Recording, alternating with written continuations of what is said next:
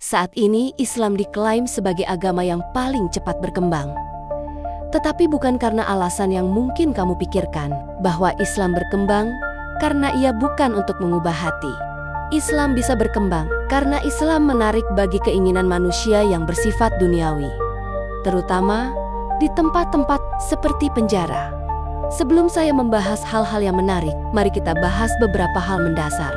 Pertama, agama dan spiritualitas sedang meningkat secara umum. Lihat saja, seperti fisik kamu yang memiliki rasa lapar, spiritual kamu pun juga memiliki rasa lapar. Setiap orang memiliki kekosongan yang hanya bisa diisi di hati mereka menurut ukuran Allah. Tetapi karena orang-orang menyangkal Yesus yang adalah Tuhan dalam bentuk manusia, mereka mencari cara lain untuk mengisi kekosongan ini. Islam hanyalah salah satu jalan keluar yang dinubuatkan Alkitab. Tepat di bagian kedua Timotius 3 dan 5, pada akhir zaman, orang-orang akan memiliki bentuk kesolehan, tetapi menyangkal kuasa di sana. Tanpa Yesus, Anda tidak dapat memiliki hubungan sejati dengan Allah, dan orang-orang mencari jalan keluar lain. Sekarang, salah satu tempat di mana Islam berkembang pesat di dunia barat adalah kehadirannya.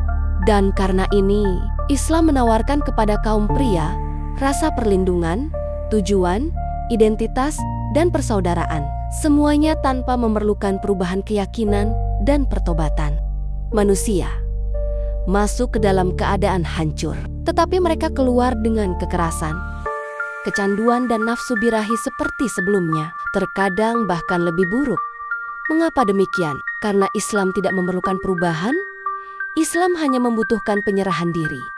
Islam memberikan pembenaran agama bagi laki-laki untuk mengejar keinginannya yang paling jahat, mulai dari nafsu seksual hingga nafsu darah. Anggap saja ini sebagai celah hukum spiritual. Jika kamu menginginkan nafsu yang sah, nikahi saja 4 wanita atau tidur dengan selir. Kekerasan juga legal hanya dalam jihad, dan mendapatkan 72 bidadari, versi yang hampir sama dengan anggur yang berlimpah di surga. Penipuan legal memungkinkan kebohongan atas nama Islam. Lihat, kamu tidak membutuhkan juru selamat dalam Islam. Kamu hanya perlu mengikuti aturan. Puasa setahun sekali, bersedekah, mengharamkan daging babi, maka kamu akan dijanjikan surga. Para wanita ada juga yang masuk Islam, tetapi bukan karena mereka benar-benar beriman kepada Islam.